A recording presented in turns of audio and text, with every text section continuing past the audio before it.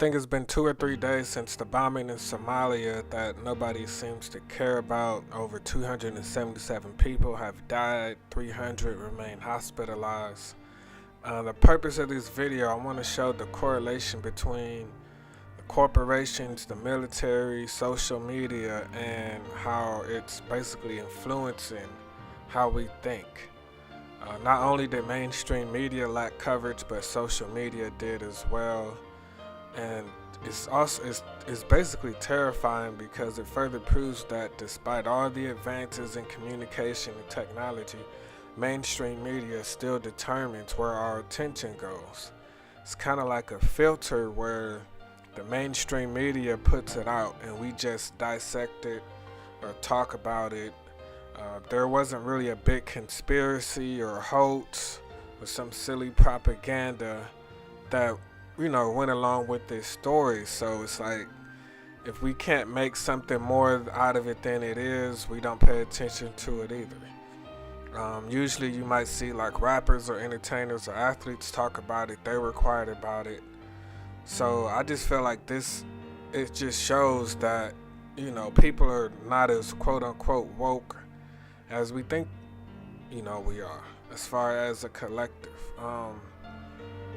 And mainly this is coming from corporations and government, because the corporations mainly control the media.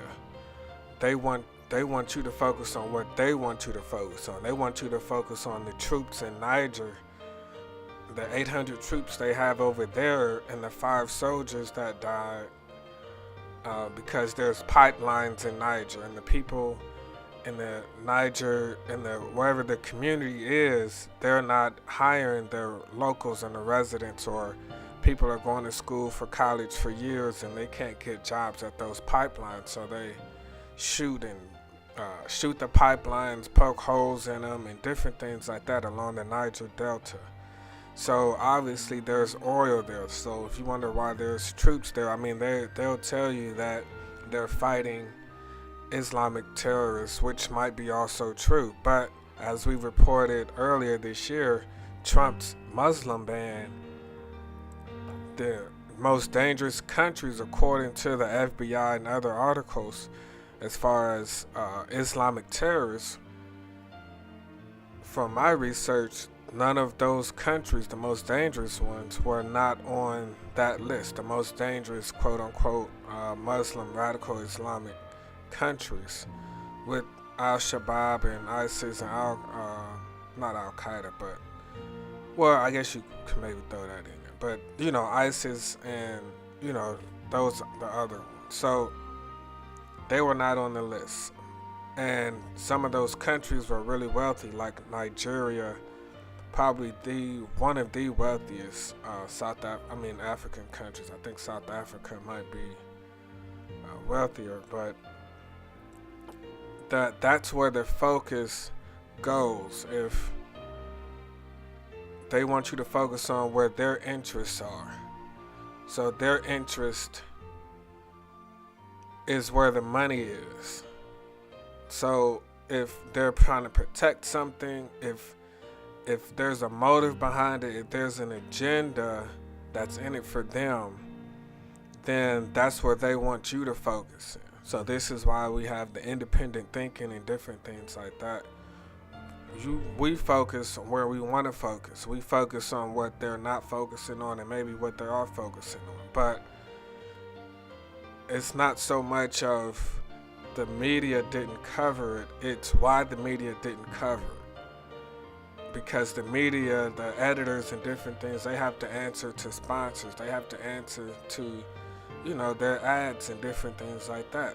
And a lot of the corporations own these media companies. And corporations are really no different than the media. They want your attention. They want your money. They want you to think that, this toothpaste or this food or this product isn't gonna be bad for you. They're trying to, they're selling you. They're trying to make a profit. They're trying to make money. The same thing with when it trickles down to the media. They're selling you an ideology. They're selling you their interest. I don't know, maybe we're only concerned with victims that look like us or victims that the media tells us to care about. Um, but it's funny because we care about what Trump says, and when Trump says something bad, then we have a moral compass. But we can't only have a moral compass when Trump says something bad. Like, we have to be proactive in our moral compass, not just reactionary when the media puts something out and we dissect it or we say, what did Trump say bad today? So that's just my 2 cents on this whole situation. With the controversy surrounding the NFL and the kneeling, people are saying it's disrespectful to the flag, but the military does what the government tells them to do. And the government does what corporations tell them to do.